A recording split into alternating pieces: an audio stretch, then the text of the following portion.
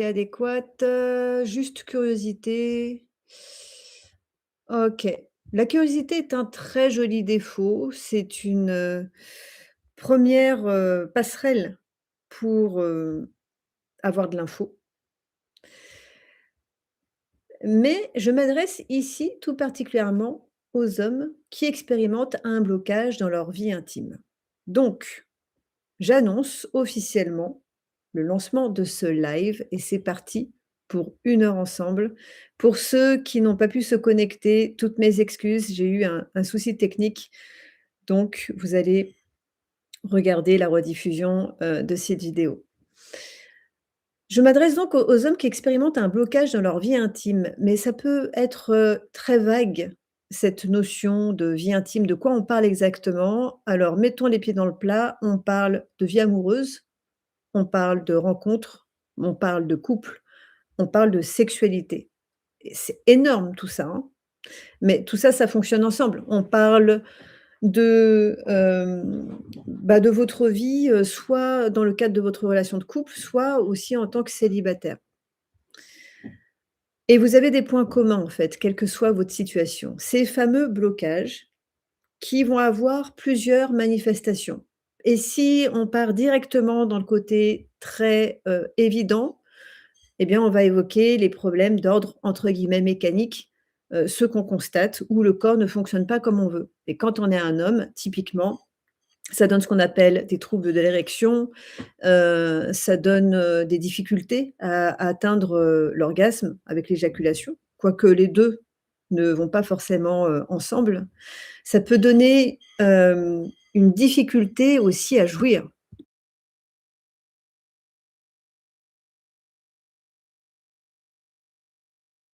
Ça peut donner aussi, des difficultés à exprimer son désir envers l'autre. Parce qu'à partir du moment où il y a des problèmes, mécaniques, forcément, surtout si ça se répète, ça crée une gêne. Ça, construit finalement un manque de confiance. C'est un cercle vicieux finalement où il y a une sorte de spirale qui se met en place, où après une 1re expérience, une deuxième, une troisième, la croyance s'installe et qui dit: «Ah, je ne suis pas sûre d'y arriver. Je ne suis pas sûre d'être capable». Et le problème avec ça, c'est qu'à partir du moment où on se répète ça, à juste titre parce qu'on a vécu une expérience et elle s'est répétée, bah, ce qui est un peu foireux avec ça, c'est que ça s'installe et ça finit par devenir presque une certitude. Ce qui était de l'ordre du doute devient une certitude et la phrase qui consistait à dire: «Est-ce que je vais y arriver? Est-ce que je vais être à la hauteur? Est-ce que je vais tenir assez longtemps? Est-ce que je vais parvenir à avoir du plaisir? Est-ce que du coup, je vais aussi parvenir à lui donner du plaisir?» Ça se transforme en: «Je vais pas y arriver». Et là, bah, il y a toute une attitude d'évitement qui se met en place. Donc pour les célibataires, ça va être de ne plus oser initier une rencontre parce que ça va être, en arrière-plan l'idée que, bah, il y aura pas la possibilité d'aller jusqu'au bout. Et pour un homme, c'est un enjeu qui va parler de sa représentation de la virilité, de sa capacité à satisfaire l'autre. Plus il y a de l'enjeu, plus il y a du stress et plus il y a du stress et plus ça bloque.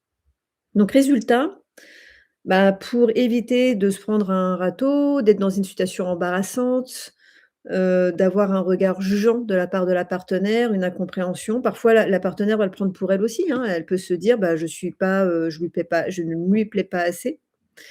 Eh bien, pour éviter ça, bah, se met en place un comportement d'évitement et pour quelqu'un donc qui est célibataire, ça va être: «Bon, bah, je renonce, je vais pas aller jusqu'au bout». Mais ça peut aussi se produire dans le cadre du couple et même avec beaucoup d'amour, parce que l'amour ne résout pas tout et c'est merveilleux quand il y a de l'amour parce que ça permet, plus de communication, de respect, d'attention et il y a quand même quelque chose de plus fluide a priori, mais il y a d'autres paramètres.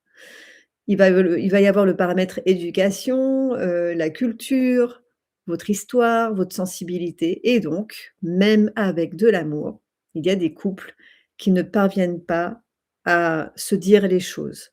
Ils n'osent pas parler de leurs désirs, il y a quand même la peur d'être jugé, la peur peut-être d'être rejeté, de décevoir. Hem Et il y a d'autres sujets pour lesquels ça ne pose aucun problème, mais alors, dès lors qu'on parle de sexualité, là, ça devient, quelque chose de grave. Et là, c'est comme le stress.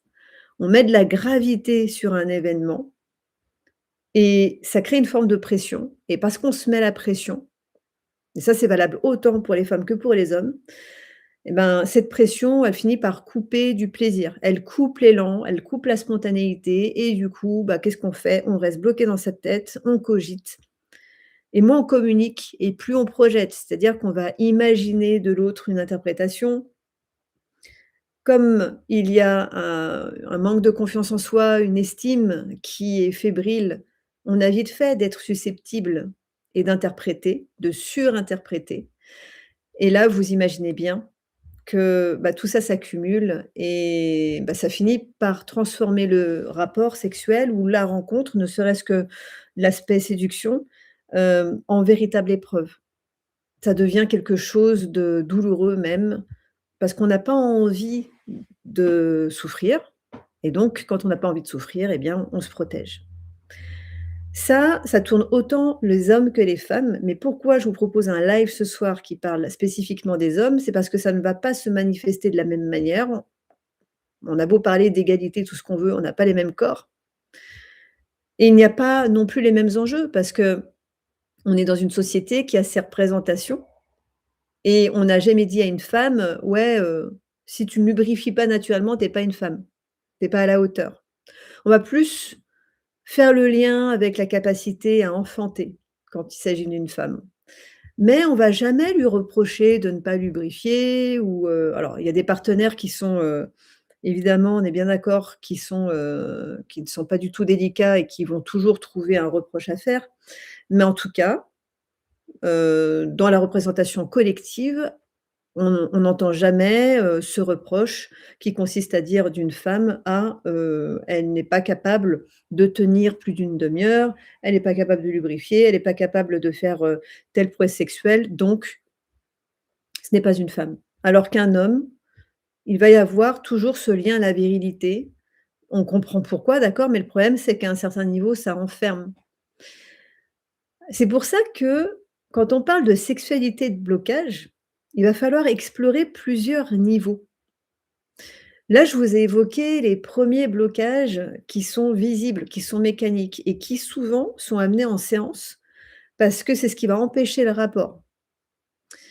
Mais il y en a d'autres qui sont plus invisibilisés, avec qui vous allez pouvoir composer et donc il y a des hommes qui n'ont pas de problème mécanique, tout fonctionne et pour autant, il y a quelque chose qui bloque.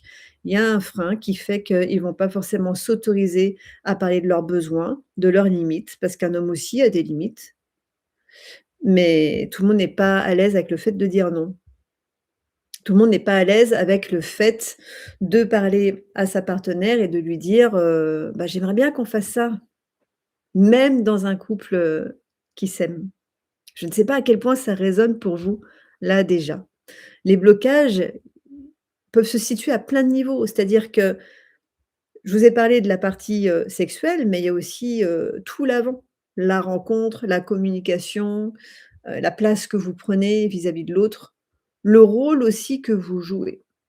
Et il y a un truc, c'est que quand on est un homme et on s'enferme dans un rôle, une posture de celui qui gère, qui contrôle, genre: «Pas de problème, je suis à la hauteur», bah, le risque, c'est d'habituer l'autre à cette posture bah, du mec qui gère justement, qui n'a jamais de problème, qui n'a jamais de besoin et malheureusement, ça peut habituer votre partenaire à rester dans cette posture.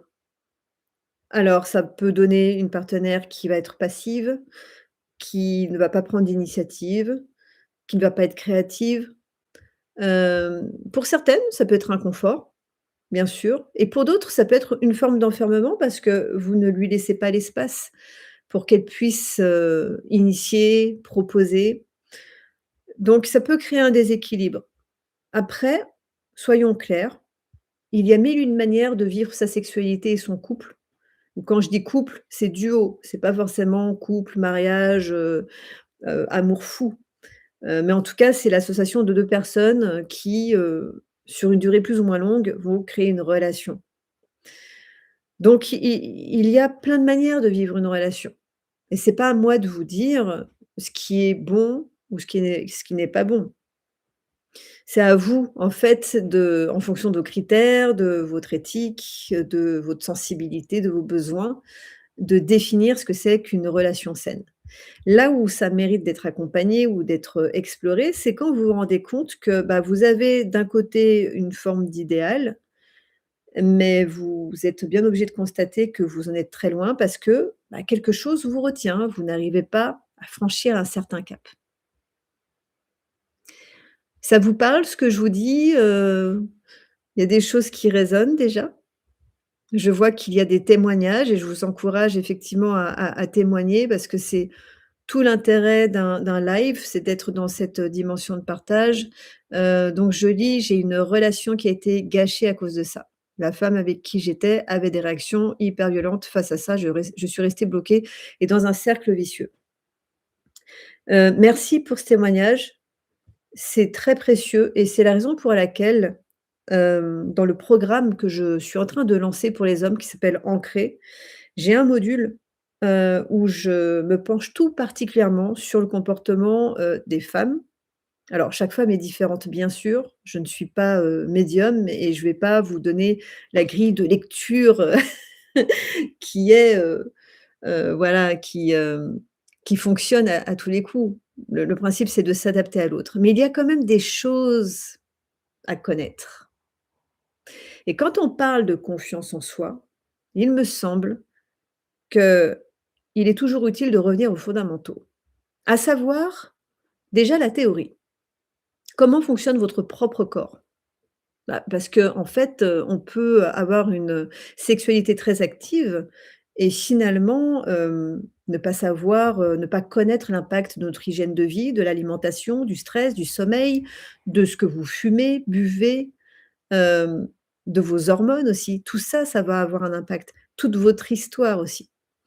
Mais si on en revient au corps, en fait, c'est pas parce que, on multiplie les expériences qu'on est un expert de la sexualité et là, je témoigne.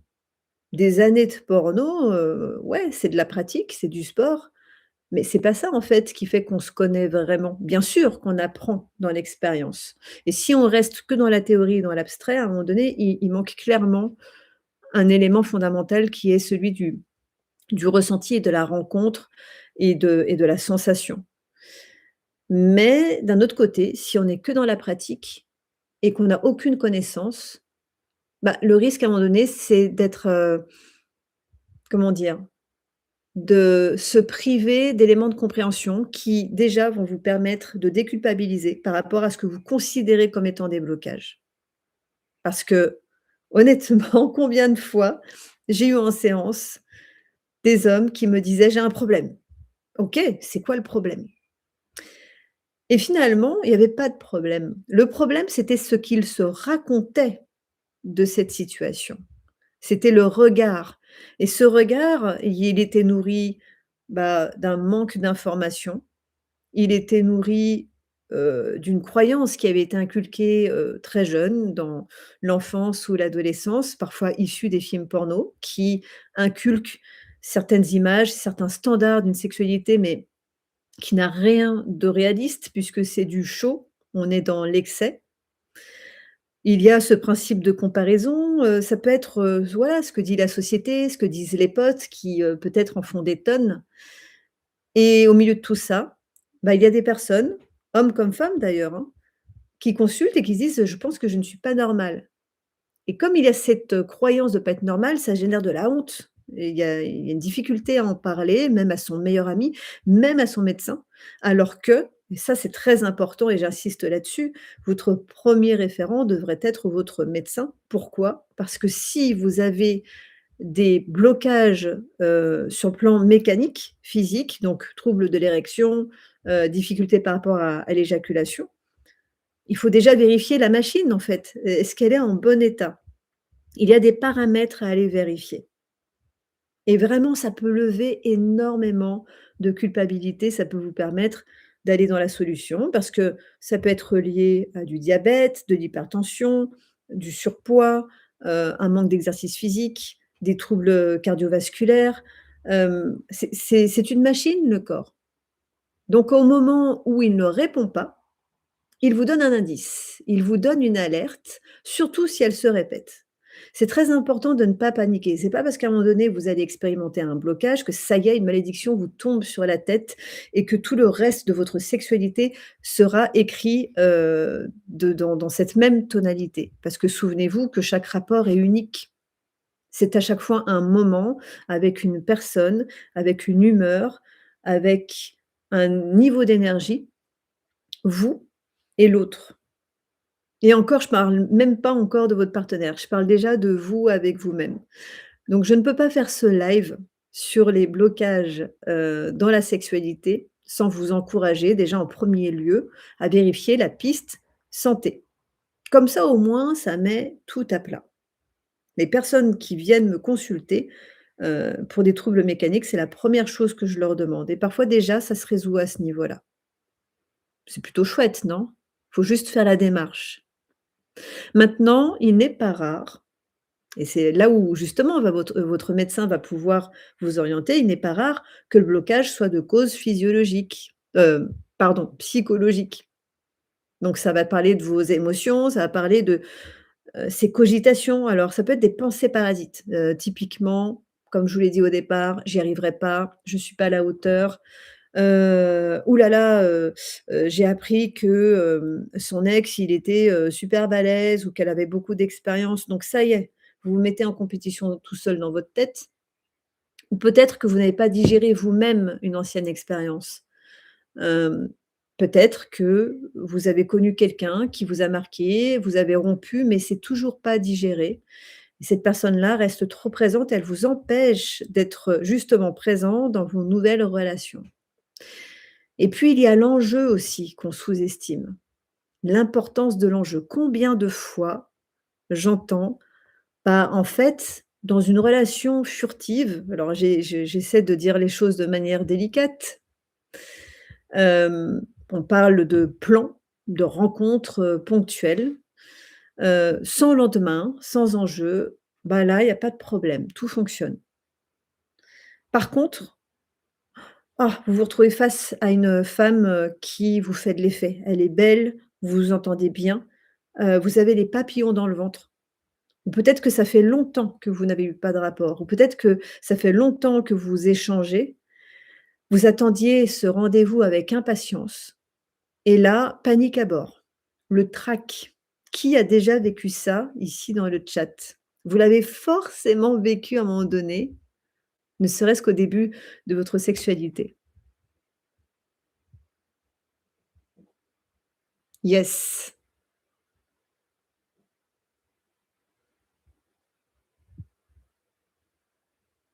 Et oui, le fameux stress. Et là, c'est compliqué. Encore plus quand dans sa tête, on se dit: «Attends, eh, c'est moi le mec.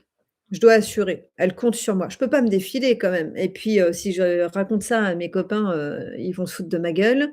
Elle, elle va penser que je suis pas à la hauteur. Elle va pas me donner une seconde chance. Non, non, mais là, faut que j'assure» et en fait, à partir du moment où vous êtes en train de vous dire ça, c'est je dirais pas que c'est foutu. Ça peut très bien fonctionner, mais allez, attention, vous n'êtes pas en train de vous aider. En fait, toutes les phrases qui commencent par «il faut», «je dois», ça commence déjà à être une forme de pression. Souvenez-vous toujours que vous ne devez rien. J'ai même envie de vous dire quand bien même vous seriez payé pour, quand bien même vous seriez escorte, en fait, vous avez toujours, votre, droit au consentement. Vous avez toujours la possibilité de prendre votre temps. Et ça fait pas de vous, des sous-hommes, ou, des divas ou vous voyez ce que je veux dire? Le principal, c'est quoi, a priori, quand on a une relation, avec quelqu'un, que ce soit un homme ou une femme en fonction de votre orientation sexuelle? Dites-moi si vous n'êtes pas d'accord avec moi, mais a priori, le principe, c'est de passer un bon moment. Pour vous, pour elle. Alors pourquoi se presser? Quand vous allez Dans un restaurant, vous commandez votre plat favori. Vous avez trop hâte, ça fait longtemps que vous avez réservé cette table. C'est un événement spécial, vous n'avez pas souvent l'occasion d'y aller, il faut réserver à l'avance. Si vous plantez cette date, vous n'aurez peut-être pas d'autre, possibilité d'y retourner avant longtemps. Vous avez faim, mais vous vous réjouissez parce que le plat annoncé va être délicieux. En tout cas, il y a tous les ingrédients pour que ça se passe bien. Qu'est-ce que vous faites quand vous mettez, pardon, à table de ce restaurant? Dites-moi comment vous vous comportez. Est-ce que vous êtes en mode, comme à un drive? Vous débarquez, vite fait comme ça, vous prenez pas le temps de vous asseoir et vous dites au serveur: «Non mais vas-y en fait, tiens j'ai un doggy bag, vite fait, je mangerai ça en bagnole ou en marchant». Ça vous parle cette comparaison?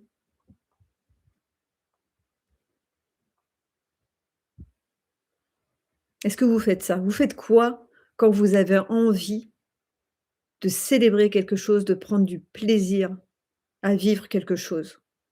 Et là, on dépasse largement le cadre de la sexualité, hein. Ça parle de votre rapport au plaisir de manière générale.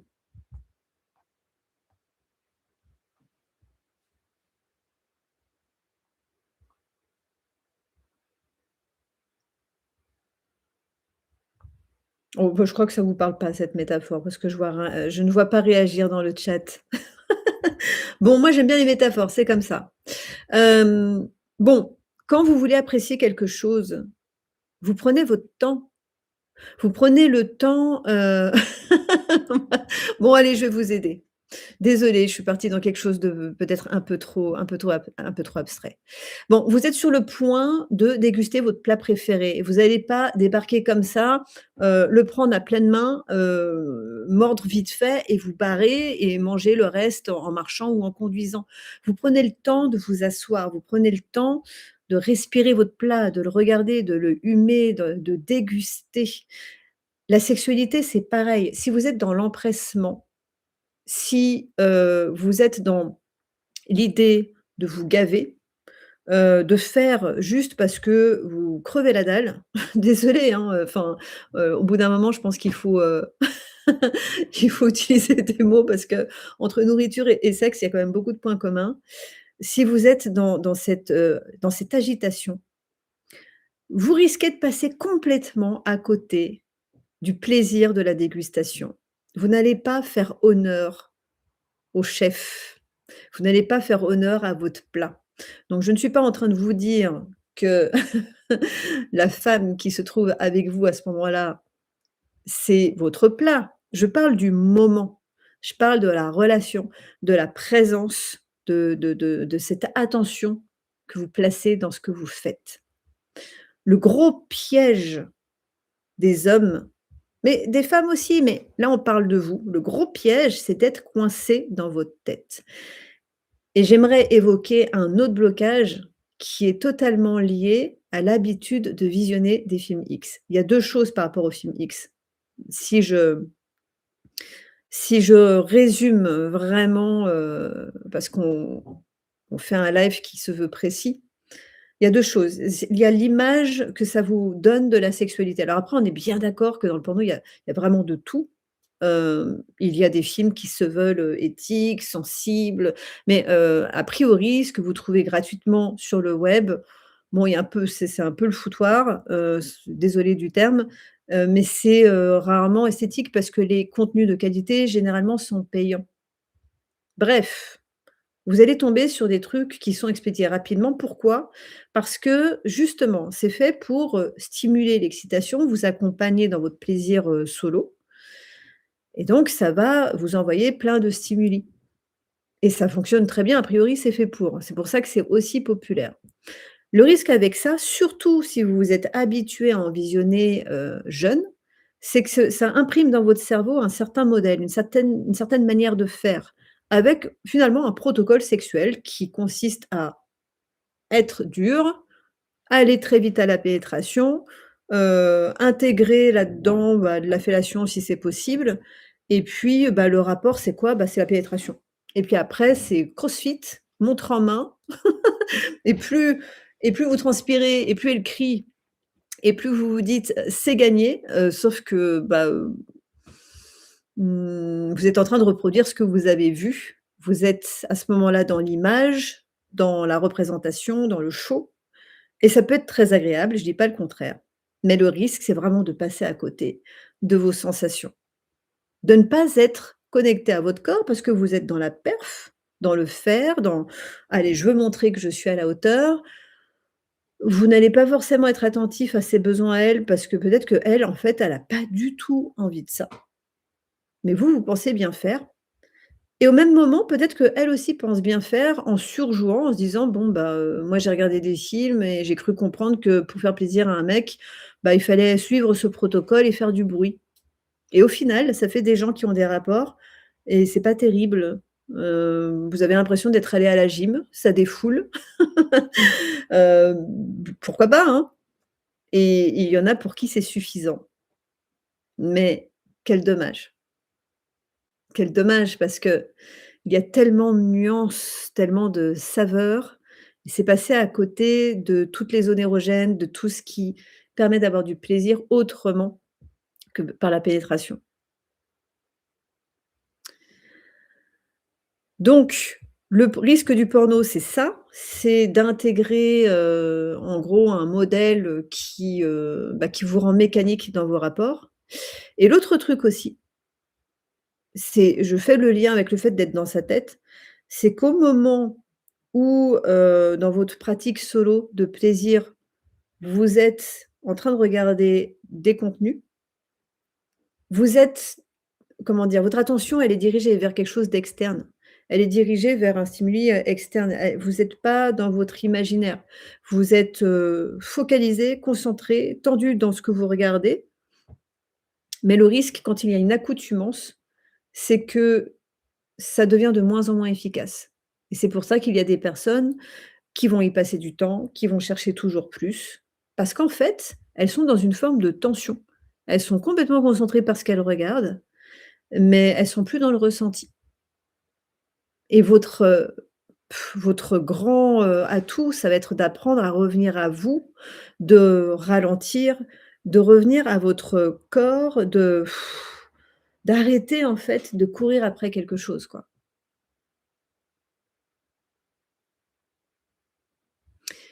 Quand c'est de la lecture pure sans image, est-ce que c'est mieux? Ouais, oui, parce qu'en fait, la lecture, elle te fait bosser ton imaginaire et tu deviens actif. Quand on est dans la lecture, on co-construit le récit. On s'imagine, on peut faire des liens avec du vécu, construire son personnage, le visualiser et c'est pas la même passivité que quelqu'un qui regarde une vidéo et qui se fait happer par le truc et qui finalement, bah, se retrouve à être stimulé mais il est spectateur, en fait, hein.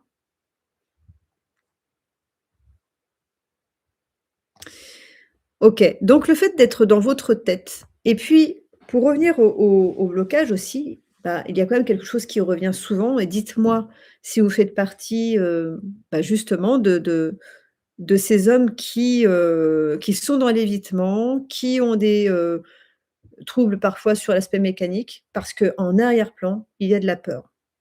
Il y a pas honte à le dire, hein. On parle beaucoup de la peur, du besoin de consentement, du besoin d'être rassuré de la part de la femme. Bien sûr, bah, elle se fait pénétrer, donc il y a le risque d'avoir mal, il y a le risque d'être abusée. C'est important de savoir que, bah, une femme, de manière plus ou moins consciente, il y a quand même la peur d'avoir mal. A priori, c'est quand même moins le cas chez les hommes. Mais il y a d'autres peurs, d'autres enjeux et il y en a une en particulier et selon vous, c'est laquelle?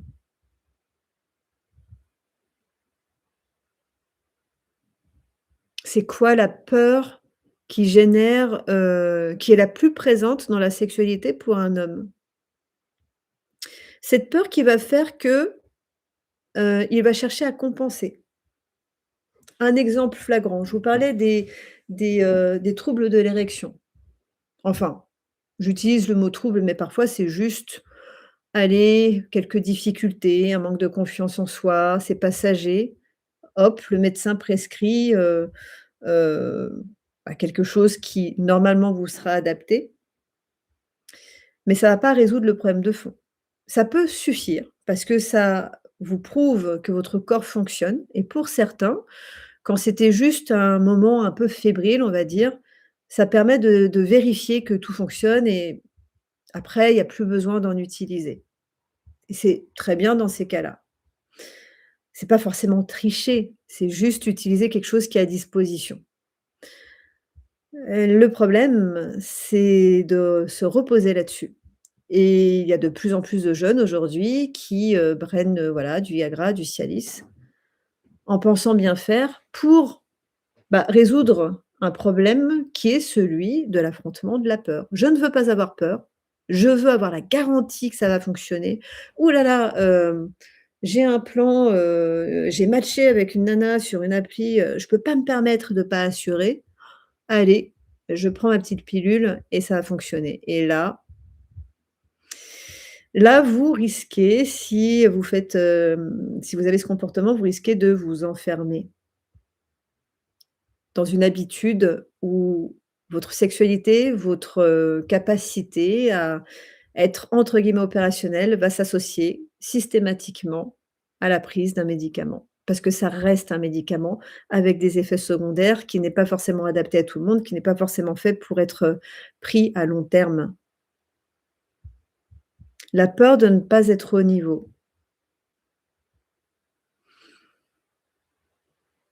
la peur des émotions, de ne pas assurer, de ne pas bander. Et ouais, mais tout ça, ça va ensemble. La peur de ne pas être à la hauteur, ouais. Les émotions, c'est un vrai sujet aussi, parce que ça aussi, généralement, on le reproche pas aux femmes. Les femmes sont très à l'aise souvent pour parler de leurs émotions. Entre elles, elles en parlent. Hem, les larmes peuvent survenir très, aisément. Les hormones, jouent un rôle, là-dedans, clairement, hein. Pour les hommes, montrer ses émotions, c'est, un peu casse-gueule parce que d'un côté, dites-moi ce que vous en pensez, moi c'est ce que je perçois. Je ne suis pas à votre place. Par contre, ça fait 8 ans que j'accompagne des hommes. J'ai aussi mon expérience. C'est vrai que je me suis pas présentée, hein, mais 13 années dans le X, plusieurs années de formation en hypnose, en pathologie, en accompagnement des traumatismes, heu, en santé sexuelle et 8 ans d'accompagnement essentiellement des hommes. Donc aujourd'hui, j'ai 47 ans et donc j'ai un regard qui est nourri de tout ça, qui fait que je suis à l'aise avec le fait de parler de ces sujets sans jugement et de les accompagner. Et ce que j'observe, c'est qu'il y a des conflits parce que, vous êtes des êtres humains, vous avez votre sensibilité et heureusement, n'ayez pas honte de ça. N'empêche que, certains vont en avoir honte ou en avoir peur parce que ressentir, c'est flippant. Ressentir, c'est prendre le risque, de trop en montrer. Du coup, de dégrader son image, virile, de trop en faire et du coup d'effrayer sa partenaire, de la rebuter et en même temps, on vous dit et je fais partie de ces personnes qui disent: «Bah oui, mais montrez vos émotions, montrez qui vous êtes. C'est comme ça que vous allez créer du lien, que vous allez pouvoir, espérer, une relation authentique, une relation, d'amour aussi». Mais il y a un conflit parce que c'est quoi le juste équilibre?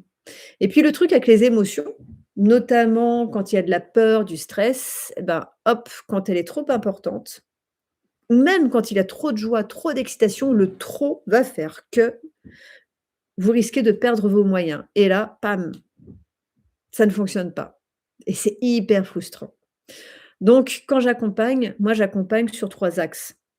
Autour du mental, vos croyances, ce que vous racontez de vous, les pensées parasites, les petites voix qui sabotent, d'aller observer d'où elles viennent ces voix et voir ce que vous voulez en faire. Mais bien sûr, j'accompagne aussi sur l'aspect émotionnel et ça va parler de votre confiance en vous, de votre estime de vous aussi. Ça va parler de ces sensations qui sont des émotions, mais qui sont aussi très corporelles. Vous savez, cette fameuse boule au ventre, cette sensation de lourdeur ou de brouillard dans la tête. C'est tout ça qui s'accompagne, en fait, quand on parle de blocage dans la sexualité. C'est pas juste une histoire de pratique et de connaissance, ça, c'est important. C'est pas juste une question de théorie, c'est aussi, bah, vous, votre histoire et ce qui peut-être, a besoin d'être reparamétré d'une certaine manière, pas d'être nié. Parce que le principe, c'est pas, de foutre la peur à la porte en disant: «Tu n'existes pas». Ça peut fonctionner un temps, mais généralement, ça revient au galop. Donc on explore et le principe, c'est d'aller, regarder ce qui s'est passé dans votre histoire et qui a fait qu'à un moment donné, vous avez imprégné un truc. Il y a eu peut-être un regard, une critique, une moquerie. C'était pas forcément méchant. Ça peut être un silence aussi, ça peut être, la fameuse phrase qui, est très difficile à entendre, généralement pour les hommes, qui est, «Mais c'est pas grave, c'est pas c'est ça arrive à tout le monde, tout va bien se passer» et là, c'est encore pire. Vous voyez ces petites choses? Je vous laisse les repérer. On fait pas une thérapie de groupe ce soir. Je vous fais pas un coaching, c'est pas le propos. Le coaching, je le réserve aux personnes que j'accompagne dans le cadre de mon programme Ancré, que je vais vous, bah, exposer un petit peu parce que pour ceux qui auront envie d'aller plus loin, pour ceux qui parmi vous se disent: «Ah, c'est vrai, ça résonne ce qu'elle me dit. Je le sais en plus, mais j'ai beau le savoir, il y a un truc qui coince». Il y a plusieurs niveaux, hein, pour débloquer, parce que je suis là pour vous parler de pas juste des problèmes et de ce qui fâche, mais du comment dépasser ça. Il y a plusieurs niveaux. Il y a des personnes pour qui ça va se débloquer parce qu'à un moment donné, comme je vous l'ai dit au départ, ils vont avoir la bonne info. Ils vont comprendre qu'en fait, il y a rien de déconnant. Leur corps fonctionne bien. Il y a un truc très, très simple, hein. Moi, quand j'ai en séance un homme qui me dit: «J'ai des problèmes d'érection». Première question: «OK, depuis quand? Il s'est passé quoi? C'était quoi le contexte?» «Ouais, c'était il y a 5 ans», «Ah bon? Et depuis?» «Ah bah non, depuis ça va». «Bah alors, qu'est-ce que tu fous là?» «Ouais, mais bon, je me disais que» «Ouais, bon, alors on va peut-être travailler sur ce que tu te dis, mais en vrai, le problème, il n'existe plus». Et puis, il y a ceux, oh, j'ai mon alarme qui s'est mise en route. Hem, il y a ceux alors attendez, j'ai perdu le fil. Il y a ceux qui vont dire je vous parlais des troubles de l'érection, c'est ça? Oh là là, c'est la fin de journée. Allez, je vérifie que vous suivez bien là. Dites-moi où j'en étais. Ça, c'est le cerveau en arborescence. Je développe une branche, je développe une sous-branche, ça part là, là, là et après il faut que je revienne ici. Alarme retour vers le futur. Ah ouais, vous m'avez grillé avec mon alarme. Ah mince, j'aime trop. Je suis super fan de Retour vers le futur. C'est tellement un exemple d'apprentissage, c'est tout est là en fait. Voilà, vous avez des questions, tout est là. Donc je vous parlais oui, je vous parlais de, des hommes qui consultent et qui me disent: «Ouais, j'ai un problème, j'ai des troubles de l'érection».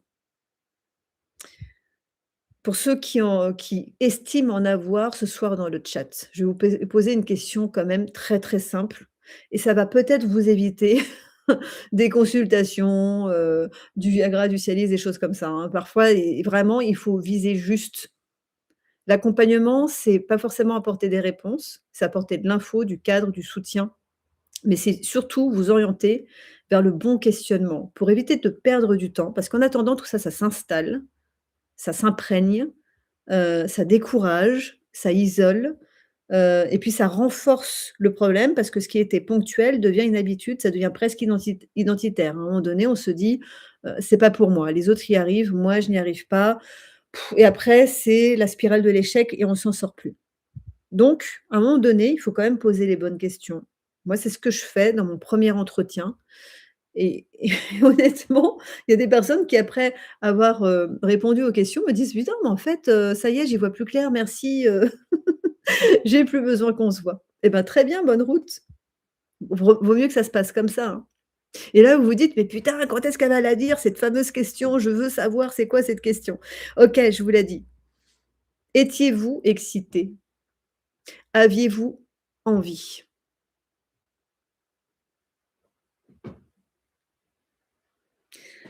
Ce sont parfois les questions les plus basiques, qui sont tout simplement les plus fondamentales.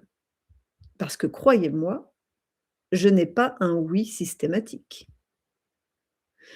Je vais avoir des réponses qui consistent à dire: «Non, mais je pouvais pas dire non, déjà que j'ai pas souvent de rapport, non, mais ça se fait pas de dire non à une femme, ça se fait pas de se défiler, non, mais quand même, on avait quand même engagé, bon, c'est vrai que j'étais crevée. C'est vrai qu'en fait, on avait bu et du coup, on avait beaucoup mangé, j'étais pas forcément bien dans mon corps. C'est vrai que, bah, l'environnement était bruyant, il y avait des travaux à côté ou je savais que, il y avait les enfants dans l'autre pièce ou, bah, c'est vrai que c'était la première fois qu'on se voyait donc du coup, bah, il y avait de l'émotion et en fait, bah, ouais, en fait, quand j'y repense, c'était pas forcément de l'excitation. Il y avait de l'envie, il y avait de l'envie mentale. Mais il y avait pas forcément de l'excitation ressentie. Donc vraiment, certains d'entre vous trouveront ça très basique, mais je vous assure, c'est quand même très important de se poser la question. Si à un moment donné, vous expérimentez un blocage, revenez en arrière, faites attention à ce que vous avez ressenti à ce moment-là. En gros, est-ce que vous étiez suffisamment excité? Et l'excitation, c'est pas juste vous. C'est l'interaction, c'est comment elle se comporte, c'est comment vous vous stimulez, c'est physique, c'est mental, c'est du jeu. Si vous êtes face à quelqu'un qui vous regarde pas, qui veut éteindre la lumière, qui tourne la tête, qui soupire, enfin je sais pas, il y a quand même des attitudes qui font que c'est normal que de votre côté, ça réagisse pas forcément très bien et à ce moment-là, dites-vous bien que votre corps ne vous trahit pas. Votre corps est juste en train de vous dire: «Mais mec, en fait, fous-moi la paix, ça me convient pas». Et oui, c'est ça, une question d'ego. Donc le principe, c'est d'aller explorer et d'aller tirer le fil pour remonter à la cause. La cause est parfois flagrante, mais parfois elle est ailleurs, bien avant, dans votre éducation, dans votre histoire. Et là, je vais aborder des sujets qui sont pas cool, mais qui sont importants d'être mentionnés. Ça peut parler de traumatisme. Alors pas forcément sexuel, parce que sachez que vous pouvez très bien avoir vécu un événement qui vous a impacté dans votre confiance en vous, dans votre rapport à votre corps, dans le regard que vous portez, en gros, de manière générale, qui peut déborder sur votre sexualité. Des parents, par exemple, qui rabaissent, hem, une expérience à un moment donné, quelqu'un qui, vous fait sentir que vous n'êtes pas à la hauteur et ça peut aller se reporter sur votre sexualité et pour certains, ça peut être une agression, donc une agression physique, une situation d'emprise, ça peut être de la violence psychologique et ça peut être, j'essaie de remettre désespérément mes cheveux, et ça peut être, bah, oui, ça peut être aussi une agression sexuelle. Les statistiques montrent qu'il y a plus de femmes qui sont, victimes de violences, mais il y a aussi beaucoup de violences invisibles, chez les hommes, durant leur enfance, et puis aussi, adultes, ça existe. Donc voilà, même si c'est minoritaire, je pense que c'est important d'en parler parce qu'en vrai, les chiffres, ils sont difficiles à obtenir et on s'en fout qu'il y ait une majorité pour qui ça aille bien. Ce qui compte, c'est vous. Ce qui compte, c'est là où vous en êtes aujourd'hui et de mettre du sens dans ce que vous vivez. Donc si parmi vous, il y en a qui, souffrent de ça, qui se disent: «Putain, je sais ce qui m'est arrivé et j'ai beau savoir que c'est dans le passé, mais je ne peux pas m'empêcher de. J'ai du mal à faire confiance, j'ai du mal à ressentir ou je ressens trop au contraire et du coup, je suis en stress et ça me coupe de mon corps, ça me coupe de ma spontanéité, je me sens pas libre, je m'enferme à devoir jouer un rôle, mais en vrai, ça me va pas, quoi et bah, c'est terrible, en fait, de se sentir seul comme ça. Ouais, c'est en forgeant qu'on devient forgeron, mais si c'est pour pratiquer mal, quand je dis mal, c'est pas au sens moral du terme, mais si c'est pour pratiquer en pensant bien faire, avec je vous reprends l'exemple du porno, avec ce protocole en se disant, «Bah, en fait, c'est comme ça qu'on doit faire, hein, puis je dois tenir telle durée et c'est bon, j'ai bien coché toutes les cases». Vous pouvez pratiquer, pratiquer et être à côté de la plaque tout le long de votre pratique. Je veux dire, c'est comme un sport, hein. Aller, voir en salle de musculation, c'est fabuleux. Il y a même, des reels Instagram, qui sont édifiants là-dessus. Vous voyez des gens qui sont, très concentrés, hein. Ils sont assidus, pas de souci. Mais alors putain, ils se font mal et ça fait mal aux yeux d'ailleurs. Ils se font du mal, ils s'abîment et là, en plus, vous êtes 2, voire plus pour certains. Donc il y a quand même quelqu'un en jeu dans cette histoire. Il y a vous, il y a l'autre. Donc on revient aux fondamentaux. Si vous voulez gagner confiance en vous, bah, moi, j'ai un chemin que je propose dans mon programme qui s'appelle «Ancrer», qui est déjà de revenir à comment fonctionne votre corps, comment fonctionne le corps de votre partenaire. C'est quoi la mécanique du désir? Comment ça fonctionne une érection, en fait? Qu'est-ce qui va jouer contre une érection? Et dans le temps aussi. Qu'est-ce qui va faire qu'à un moment donné, ça va moins bien fonctionner? Plus vous allez avoir les infos utiles et plus vous allez être tranquille par rapport à ça parce que vous saurez que, en fait: «Ah OK, là, je sais que j'ai quelque chose à modifier dans mon hygiène de vie. J'ai quelque chose à aller vérifier auprès de mon médecin et ça y est, ça se réajuste et tout va bien». Mais il y a pas que ça. Pour avoir confiance en soi, à un moment donné, il faut aller explorer là où ça coince. Donc, se questionner. Mais seul, c'est pas facile et ça peut durer super longtemps parce qu'on tourne en boucle. Donc l'accompagnement, il est là pour ça. Mais moi, je vais pas vous vendre mon accompagnement. Ce soir, ce qui m'importait, c'était de faire un tour d'horizon avec vous des différents blocages que vous pouvez expérimenter dans votre vie intime et sexuelle, qu'ils soient de nature mécanique, qu'ils soient de nature, relationnelle, qu'ils soient de nature émotionnelle. Au bout du compte, on en revient toujours à la même chose, c'est qu'il y a quelque chose qui se met en place, il y a une spirale de l'échec qui s'installe et à un moment donné, vous avez du mal à vous en sortir, parce que vous, bah, en fait, vous n'osez pas en parler. Donc si vous voulez que ça bouge à un moment donné, bah, il faut avoir ce courage et surtout cette, douceur envers vous-même, ce soin à vous accorder pour vous tourner vers la bonne personne. Ça peut être évidemment un ou une sexologue, ça peut être un médecin, ça peut être un psy. Moi, ce que je mets à disposition dans mon programme, c'est la somme de toute mon expérience, de toutes mes compétences en tant qu'ancienne actrice X, en tant qu'accompagnante qui dispose d'outils où on aborde ces 3 axes du corps, du mental, de l'émotion. C'est un programme qui s'appelle «Ancrer» et ce que je vous offre ce soir, c'est un accès, c'est une possibilité. Si bien sûr, attention et j'insiste là-dessus, ce que je vous évoque, ça vous parle, ça résonne et vous vous dites: «Putain, ça me donne de l'espoir» parce que là, je suis dans une situation où vraiment ça m'empêche je n'ose pas, je ne m'autorise pas à me sentir libre, je m'autorise pas à communiquer dans mon couple, à parler de mes désirs. J'ai honte, il y a un truc qui s'est passé dans mon histoire qui fait que je ne peux pas me livrer et ça me parasite au présent. Alors vous arrivez à vivre malgré tout. Vous pouvez évidemment aménager une vie intime, en composant avec ça. Vous pouvez compenser, mais ça donne quoi à plus long terme?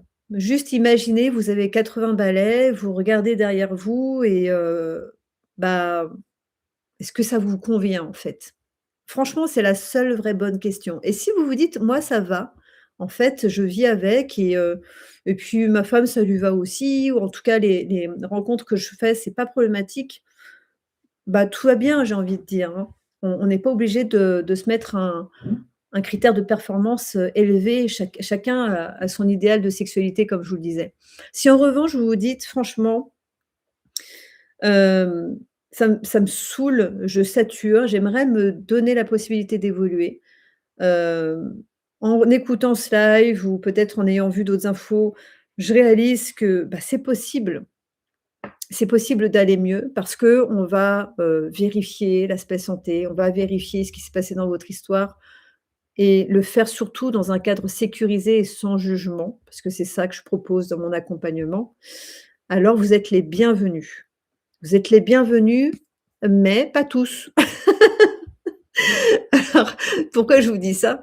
C'est parce que comme je vous le disais, il m'importe d'être face à des personnes qui sont vraiment motivées, qui sont vraiment investies et surtout à qui je sais que je vais pouvoir apporter une solution, une réponse. Je ne suis pas magicienne, je ne fais pas les choses pour vous.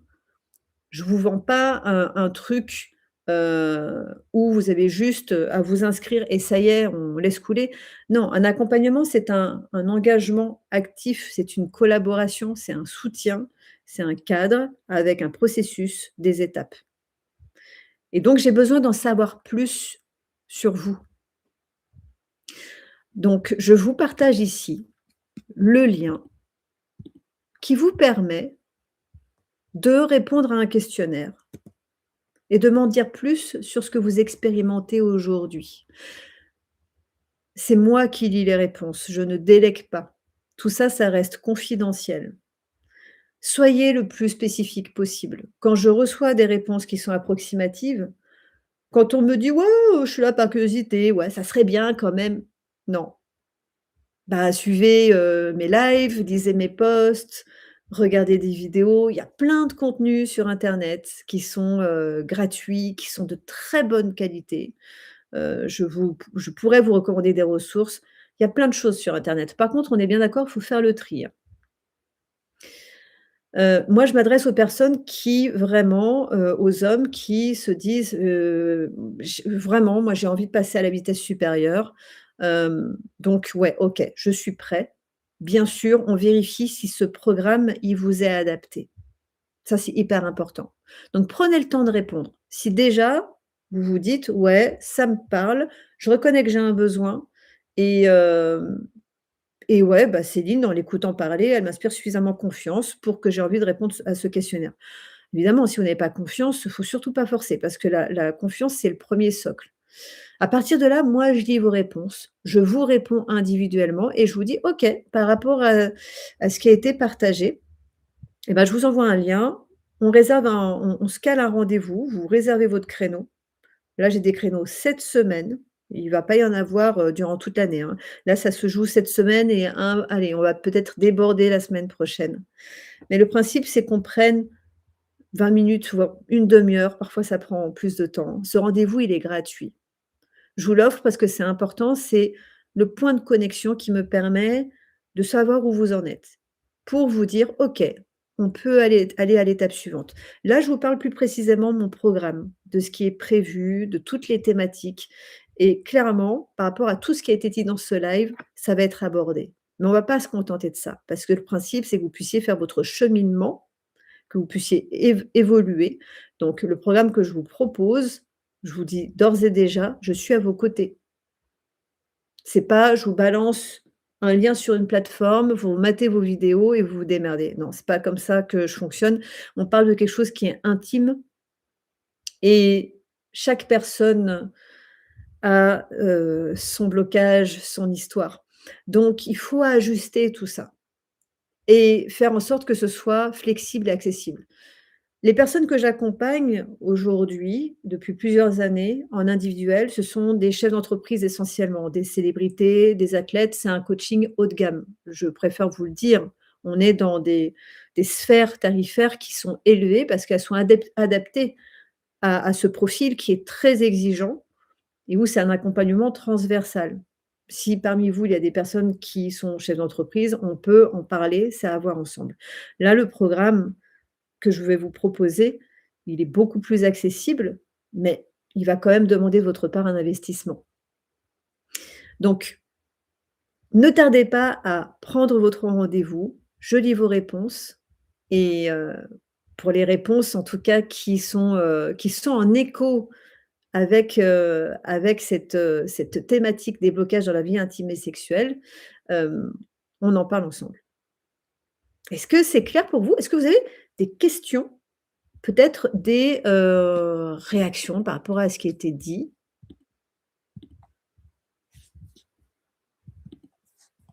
Je vous remets le lien dans le chat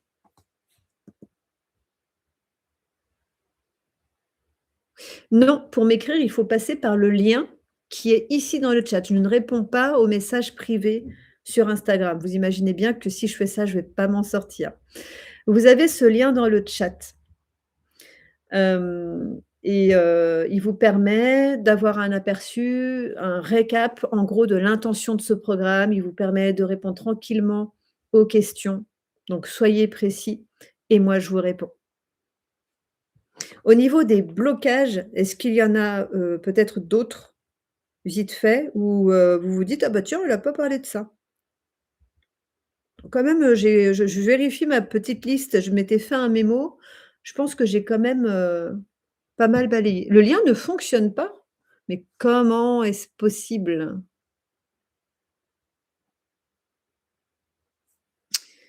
Comment est-ce possible? Alors attendez, je vais vérifier ça. Mmh. Il y a pas de raison qu'il ne fonctionne pas ce lien. Je vais le poster sur mes réseaux sociaux, en bio, d'accord? En étant à ce live, forcément, vous avez, une longueur d'avance. Le lien ne fonctionne pas. Décidément, c'est la soirée c'est la soirée des alors attendez, je vais peut-être mettre ça, on va voir. Vous allez me dire si ça fonctionne ou pas. Depuis mon profil Facebook en bio. Essayez attendez, c'est bien ça, hein? HTTPS. Dites-moi si ça fonctionne là. Merci, Frédéric. Je pense que j'imagine que ton prénom c'est Frédéric. Est-ce que ça fonctionne?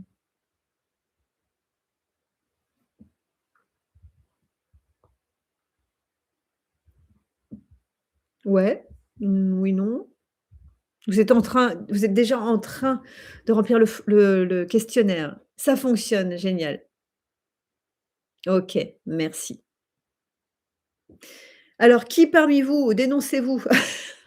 La phrase qui met bien à l'aise avant que je vous libère pour cette soirée. Qui parmi vous se dit: «Yes, je clique, c'est bon, je réponds le questionnaire». J'aspire la confiance. J'inspire la confiance. Bah, alors, bah, c'est ce que je disais là dernièrement à j'avais cette discussion avec quelqu'un qui me faisait la même remarque que vous sur, le fait d'inspirer confiance. On inspire plus facilement confiance quand on a confiance en soi, quand on connaît son sujet. C'est un sujet que je connais très, très bien, sinon je vous le présenterai pas, très clairement. Et c'est aussi pour ça que dans mon cadre, j'insiste, je vous le dis, il y a des choses aussi qu'il faut explorer dans une, comment dire? Avec un regard médical. C'est pas moi qui vais vous emmener au labo, vous dire: «Bon maintenant, tu vas vérifier ta thyroïde» ou voilà, chacun son rôle. Par contre, c'est très complémentaire.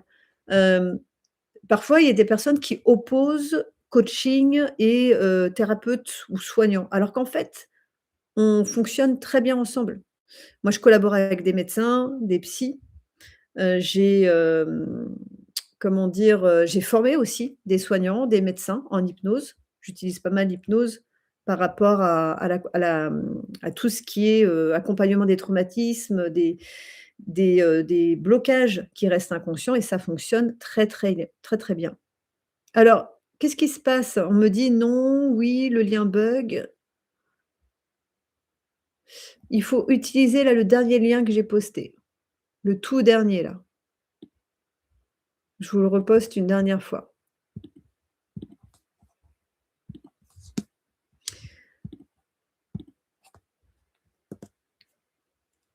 Y a-t-il des dernières, questions, remarques, revendications? Bien sûr, pour en savoir plus sur mon programme, je vous en parle lors du rendez-vous. Oh! Google indique que le site est malveillant carrément. Alors non, le site n'est pas malveillant. Très bizarre, je vais vérifier.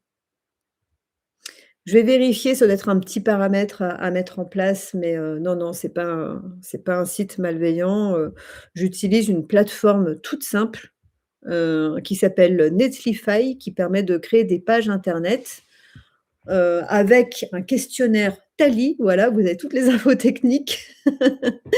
J'ai découvert ça il y a pas longtemps, c'est très pratique et c'est quand même plus joli qu'un formulaire, Google Forms. Sur Facebook, ça marche, OK. Je vois qu'il y en a qui me suivent sur Facebook, d'autres sur Instagram. Alors je me permets une petite précision, c'est vrai que je mets plus de contenu sur Facebook spontané. Facebook a un côté très convivial parce qu'on peut échanger avec les commentaires, c'est assez chouette, sauf qu'il y a parfois voilà, des personnes qui passent, qui viennent parasiter, polluer, vous avez dû en voir. Mais je ne vais pas forcément toujours poster les mêmes choses. Donc, bah, je vous invite à me suivre sur les 2 plateformes. Je fais en sorte de répondre aux commentaires. Je crois qu'il est temps de vous souhaiter une bonne soirée. Je vous remercie, d'avoir joué le jeu parce que j'ai eu mes petits soucis techniques. Moi aussi, j'ai vécu ma panne ce soir. Vous voyez, on a beau tout préparer, il y a des, choses parfois qui nous échappent et c'est pas si grave. C'est pas si grave. Je vous souhaite une bonne soirée. Je reposte le lien sur les réseaux sociaux et je vous dis à très bientôt, peut-être en rendez-vous si vous êtes sélectionnés. Et pour les autres, bah, écoutez, je vous souhaite, de continuer de profiter de votre vie intime de la manière, la plus joyeuse et agréable possible parce que quand même, on va le répéter, hein, mais le principe, c'est quand même de ressentir du plaisir, non? Alors la perf, bon. Je vous souhaite une bonne soirée.